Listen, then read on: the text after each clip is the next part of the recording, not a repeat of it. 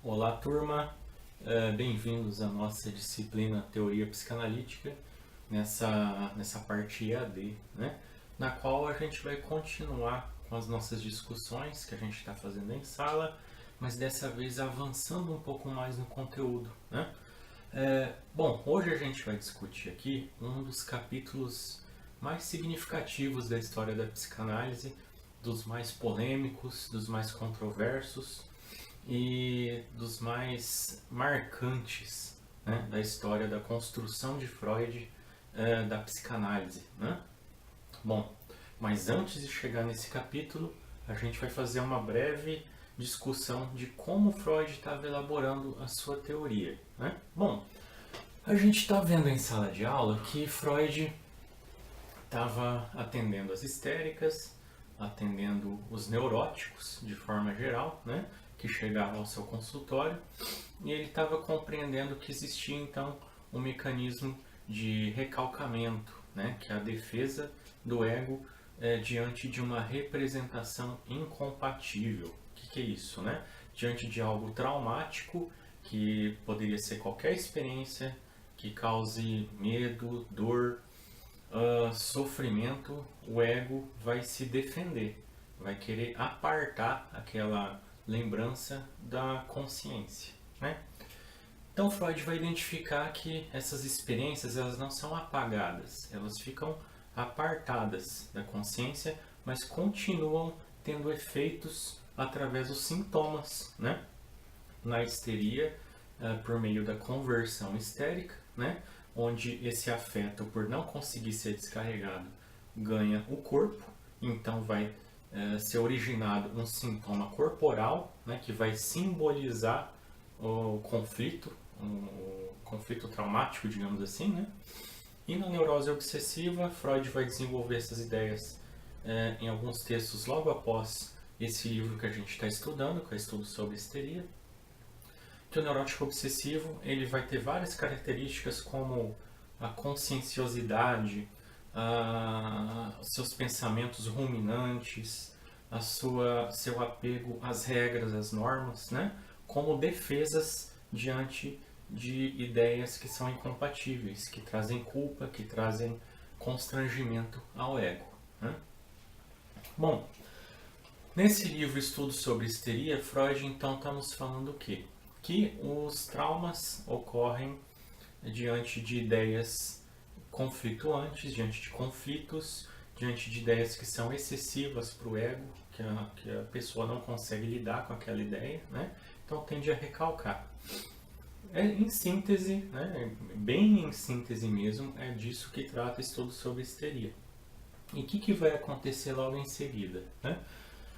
No ano seguinte, Freud vai publicar alguns textos chamados As Neuropsicoses de Defesa e Novas Considerações sobre as Neuropsicoses de Defesa. Então, entre 1894 e 1896. Então, nesse período de 3 anos, né? Freud vai continuar atendendo pacientes de neuroses diversas, né? E ele vai ampliando sua compreensão acerca das neuroses. Esse quadro que ele coloca no livro Estudo sobre Histeria, do recalcamento, né, da defesa do ego, recalcamento e uma ideia, uma lembrança, um afeto apartados da consciência, não vão ser particularidades da histeria, vão ser para todas as neuroses. Então, essa é uma compreensão que Freud já propõe ali, né, nesses estudos, logo em seguida do estudo sobre histeria. Mas o que vai acontecer, né? Freud vai continuar atendendo pacientes, ele vai tentando sempre chegar no trauma que causou toda a neurose, o trauma original, o primeiro trauma, né, na vida da pessoa que originou as neuroses. Se a gente observar, nesse livro Estudo sobre Histeria, os traumas eles não estão na infância, né? Eles estão muito ali próximos da experiência atual do paciente. Então, o cheiro da torta queimada ou do pudim queimado, né, estão na vida atual da paciente. O cheiro do charuto também. No caso da Catarina, as cenas que ela viu estão entre os 14 e os 16 anos. não tem cenas infantis, né? E Freud vai dizer o quê? Que o seu método catártico nesse momento, ele atua no sintoma, para resolver o sintoma, tira o sintoma, mas ele admite que outros sintomas surgem, né? Então algo continua originando sintomas por trás, né? Por trás da consciência algo continua agindo, né?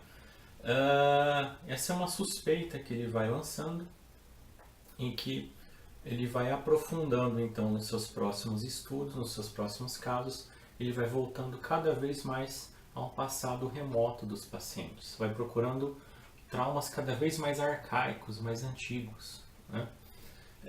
E ele vai encontrar, né? Olha que é interessante, ele vai voltando cada vez mais nas experiências infantis e vai entendendo que a infância tem uma importância fundamental na vida do sujeito, né? Que vai marcar de tal modo que os sintomas que surgem na adolescência, na vida adulta, podem ser encontrados com uma raiz lá na primeira infância, né? E nos estudos que Freud chama de novas considerações sobre as neuropsicoses de defesa, ele vai lançar uma hipótese sobre os casos que ele está atendendo.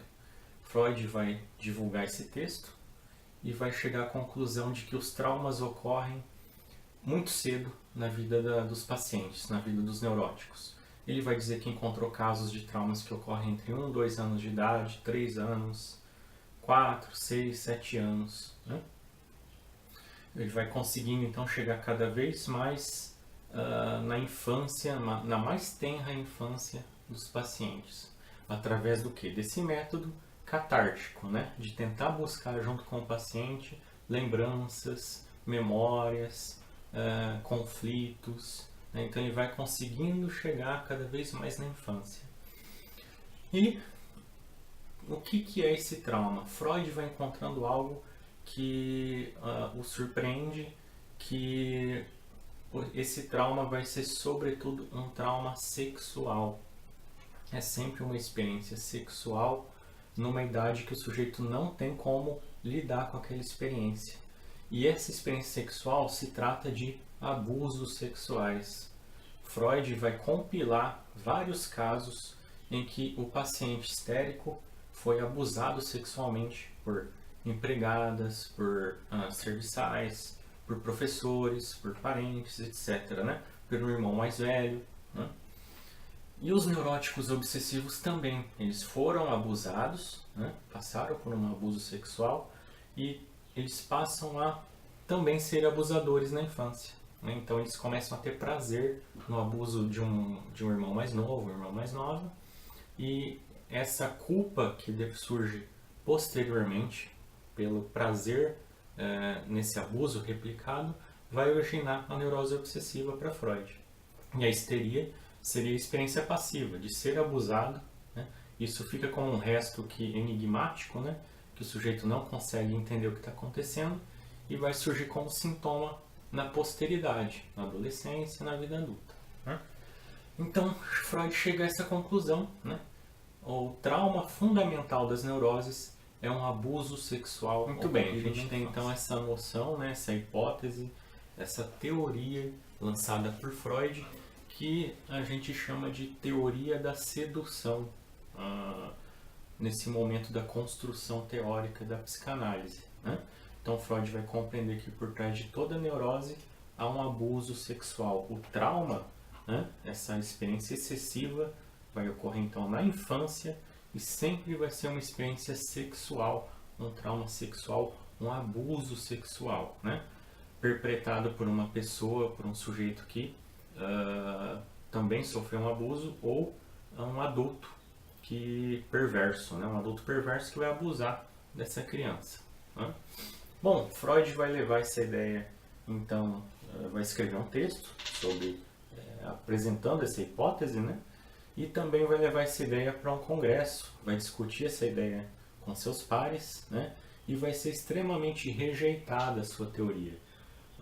Os cientistas da época, entre eles o Krafft-Ebing, que é um importante estudioso da sexualidade humana na época, e até hoje é uma grande referência, né? Um dos precursores dos estudos sobre a sexualidade humana, ele vai praticamente ridicularizar o que Freud apresenta, no congresso lá para os seus pares, né, no ano de 1896 e 1897. E Freud vai sair de lá muito chateado, digamos assim, né? Inclusive na sua biografia, escrita por Peter Gay, ele vai relatar, o Peter Gay relata que Freud vai responder que os seus críticos são todos burros e que vão todos para o inferno, né? É uma bela forma de responder uma crítica, né? Bom, mas o que isso vai levar Freud, né? Freud, então, vai repensar sua teoria, né, que foi tão rejeitada, duramente criticada. Freud, então, vai voltar o seu olhar para os pacientes que ele está atendendo e vai olhar principalmente para si mesmo, né? Olha que interessante, nessa época Freud, descobrindo a psicanálise, também inicia um processo de autoanálise. Ele mesmo vai começar a tentar analisar a sua própria história, né? Freud se considerava um neurótico, Freud se considerava um histérico, né? E ele vai começar a propor uma autoanálise, né? Vai analisar seus próprios sonhos, já vai começar a identificar o sonho como uma formação que dá acesso ao inconsciente, né? E nesse processo Freud levanta algumas hipóteses, algumas dúvidas, né? Primeiramente ele coloca, né, bom, se toda neurose é causada por um trauma sexual, por um abuso sexual, e para ter um abuso sexual tem que ter um adulto perverso, né? Um adulto perverso que vai ser um abusador da criança, então o número de perversos tem que ser muito grande, né, na sociedade para ter o tanto de neurótico que a gente tem na sociedade. Inclusive, se Freud é um neurótico, ele tem que ter sido abusado, né, pelo seu pai, por algum adulto, enfim. E Freud não reconhece isso na sua história. Ele fala, bom, não fui abusado, não há esse traço de memória, não há essa lembrança, e então a teoria é falha, né? Então Freud vai repensar essa teoria do trauma sexual, a sua teoria da sedução, né? E vai então dar um passo muito importante para a história da psicanálise. E aí que está a grande virada, né? Ele vai então sair dessa noção de trauma sexual, de abuso sexual, para a noção de fantasia, né? Os pacientes então, quando eles relatavam para Freud algum abuso sexual, alguma cena de sedução por um adulto, por outra pessoa, Freud vai encarar que talvez ali o paciente não esteja falando de algo concreto, de algo da realidade factual, mas que esteja ali em jogo uma fantasia, né? Um desejo, uma fantasia está em jogo criando aquelas cenas, né? E aí é um passo importante na história da psicanálise. Muitos historiadores da psicanálise vão dizer isso, né? Que aí em 1897 Freud vai dar esse passo para a compreensão então do mundo da fantasia. Ele vai se descolar um pouco da busca por um trauma na realidade, um trauma concreto, um trauma factual, para a origem das neuroses estar também relacionada ao mundo da fantasia, né? Eu tenho aqui um livro do Laplanche, que é um estudioso de Freud, que vou ler o trecho para vocês da carta que está disponível aí na nossa plataforma EAD, que vocês vão ler para poder responder as questões, né? Mas que Freud começa assim a sua carta, né? Em 1897, no dia 21 de setembro de 1897, que marca a entrada da primavera, né? Freud escreve para o seu companheiro, para o seu confidente Fliess, né? Devo confiar-te imediatamente o grande segredo que no decorrer desses últimos meses se revelou lentamente.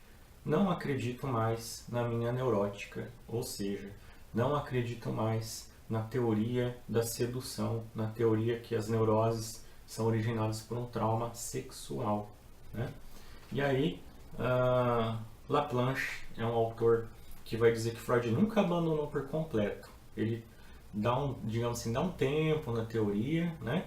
Mas que Freud sempre busca, nos outros casos, ao longo da sua carreira, sempre busca identificar um trauma real, ali uma cena que ocorreu na realidade, mas de certa forma ele se descola dessa busca pelo abuso sexual, né? As cenas vão estar muito recheadas, vão estar muito mescladas com fantasia, com as fantasias infantis, né? Com a compreensão do mundo infantil. E aí a gente vai ter um mar de possibilidades que a psicanálise vai explorar, né? Ela sai da busca pelo abuso sexual e entra no campo da fantasia, e aí Freud vai escrever textos riquíssimos, belíssimos, importantíssimos na história da psicanálise, como os 3 ensaios sobre a teoria da sexualidade, que é um dos textos que a gente vai ler, vai escrever a interpretação dos sonhos, onde lá vão estar sendo trabalhadas as fantasias, as produções do inconsciente, né? Enfim, a psicanálise começa uma outra fase a partir dessa carta de 1897, que Freud rompe com a teoria da sedução. Rompe em partes, né? Mas há um abandono relativo dessa teoria da sedução, a teoria de que o trauma, um trauma sexual, um trauma de um abuso sexual, né? Isso é bem polêmico na história da psicanálise, pois sempre vão ter pesquisadores retomando essa questão do abandono de Freud. Mason é um pesquisador que teve acesso aos arquivos Freud, né, que é uma série de documentos que estavam sob sigilo, né? Na década de 80 ele vai ter acesso e ele vai publicar um livro que ficou um best-seller na época, na década de 80, né? Agora eu não me recordo o nome, eu vou colocar o nome aqui para vocês, né, na edição do vídeo, mas nessa obra que vai estar aparecendo por aqui, o Mason vai escrever que Freud foi um covarde, que Freud estava assim diante de casos de abuso sexual, que Freud estudou vários casos que eram de abuso sexual e que vai abandonar porque essa teoria foi rejeitada pelos cientistas da época, né? Vai dizer que Freud tinha provas dos abusos, que Freud foi a necrotérios pesquisar, né, os laudos, enfim. Essa obra vai trazer todos esses arquivos à tona e vai jogar isso, né? Olha, Freud foi um covarde, enfim, né? O que vai acontecer de fato, né? O que a gente pode sintetizar dessa história? Que Freud não vai abandonar por completo a teoria da sedução, ele vai considerar sim que há casos que houve o abuso, né? Ele não vai descartar por completo. Há casos que houve o abuso sexual, mas nem todo caso há o abuso sexual. Há casos que não há e gera uma neurose, né? Então a psicanálise vai começar a lidar com essas duas questões, né? Quando o abuso acontece e quando não acontece, quando há questões de fantasia. E mesmo no abuso concreto, há fantasias em jogo, né? Nunca há realidade pura, nua e crua, transplantada para o psiquismo. Há sempre um processo de metabolização realizado pelo psiquismo, né? Diante dessa forma, a gente tem então essa mudança na história da psicanálise que eu falei para vocês, né? Freud está caminhando, está tentando descobrir o que acontece no aparelho psíquico, como ele se forma, né? Tudo que ele teorizou, que a gente viu no livro, não vai ser abandonado, né? Sobre o recalcamento, sobre a defesa do ego, sobre a experiência que é excessiva, né? O que vai mudar é que, nesses anos ali, ele vai formular que o trauma é sexual, mas em 1897 ele vai, não é um trauma de abuso sexual. Há outras questões, fantasias que vão estar permeando as relações com pais, com irmãos, com relações afetivas, né, que o sujeito tem desde a mais tenra infância. Então, a teoria psicanalítica, a sua base está ali sendo gestada nos estudos sobre histeria, e há essa mudança de compreensão sobre o que é o trauma, né?